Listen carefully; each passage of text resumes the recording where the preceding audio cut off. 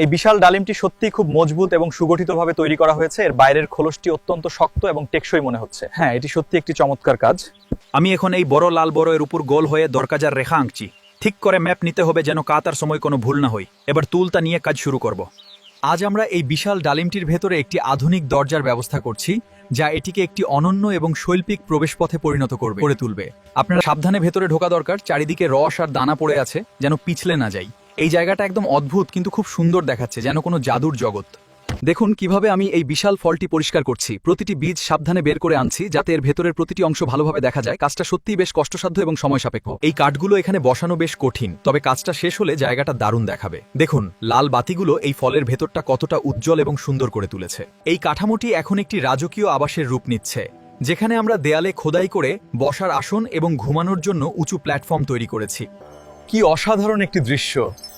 এই লাল রঙের কক্ষটি সত্যিই চমৎকার এবং রাজকীয় মনে হচ্ছে। আমাদের পুরো